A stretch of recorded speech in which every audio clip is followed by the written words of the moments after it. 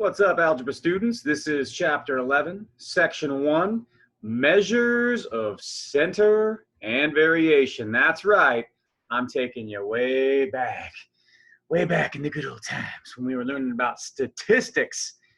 And so, can you explain, like I'm 5 years old, what the standard deviation of a data set tells us?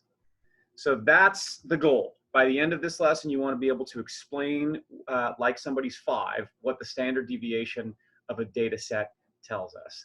Well, let's go back to data sets. Let's go back to some of our old concepts that you've learned in the past about them. One is the mean. And you know, the mean of a numerical data set is the sum of all the data divided by the number of data values. And now we're going to use this symbol called X bar to show the mean. So when you see X with a bar over the top, that means mean. It is read as X bar. And the mean is also known as the average. That's how you probably first learned about it. Then we have the median. The median of a numerical data set is the middle number when the data values are written in numerical order from least to greatest. When a data set has an even number of values, the median is the mean of the middle two values. You probably remember doing that, finding the middle two values, and then what's the mean of those? That's the median. All right, and then we have the mode, and the mode of the data set is the value or the values that occur the most often. There may be one mode, no mode, or more than one mode. And together, the mean, the median, and the mode are known as measures of center.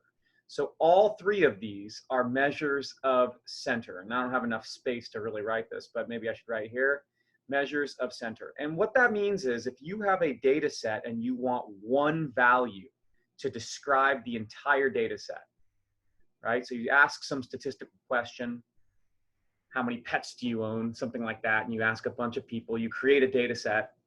The mean, the median, and the mode are each measures of center because they tell you one number that, or in the mode, you know, you might have more than one or none.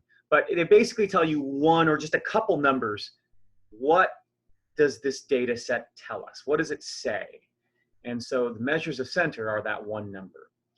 An outlier is a data value that is much greater or much lesser than the other values in the data set. And the actual definition of an outlier is that you have to have, the data value has to be 1.5 times the mean in either direction. Then you have a outlier. Okay. So we are not going to discuss this any further. We are just going to go straight into an example. Don't forget that outliers can significantly affect the blank.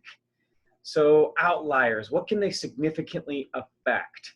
So I think in 6th grade, if you were in my class and we asked like, how much money do you have? And it was kind of a joke. And I would say, oh, so-and-so has $0, so-and-so has $5. You know, maybe at one table group, right? So-and-so has $10, somebody else has a quarter.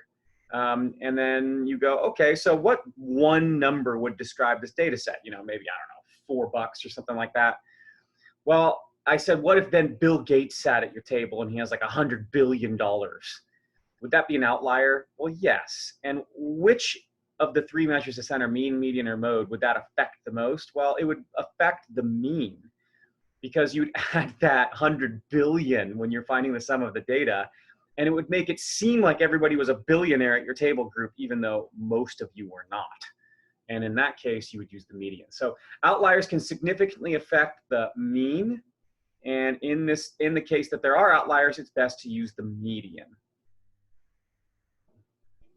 Okay, now example, find the mean cost of a cup of coffee. So, you know, ostensibly we went to a bunch of stores and we said, hey, how much is your cup of coffee? How do we find the mean, or X bar as we now call it? You find the sum of all the data values, the sum of all of these. And so you'd have 190, I'm just gonna write that as 1.9 plus 2 plus 2 and 45/100ths plus 2 and 65/100ths plus 299 and then you divide that by the number of data values that there are. In this case, there are 6 values. Is that right? Or 5 values, my bad. 5 values. I have to read a little more carefully. Oh, it takes forever. My computer is so slow. Okay. And let's see. So I'm going to get out my calculator here, and let's add these together. I'm sure you're really riveted right now. You're just like, wow, I wonder what's going to happen. 1.9 plus 2. I don't even know why I added that in my calculator. That was just laziness. 2.45 plus 2.65 plus 2.99. And you get a total of $11.99. And I'm going to actually want to remember that, $11.99. And then I'm going to divide that by 5. And voila, I get 2 398 thousandths, which I'm going to round to the nearest hundredth since we're dealing with money. So that's approximately $2.40. Okay. Now, what would happen if, in example 2, Millennial Man's overpriced coffee is $6 a cup? $6? That's muy expensivo. How does this affect the mean? Well, what's that $6 going to do? It's going to pull this mean up because it's greater than all of the other data values. So I believe we could find the new X bar by doing, it was $11.99 was the old sum, but now we're going to add 6 to it. And instead of dividing by 5 data values, we're going to divide by 6 data values.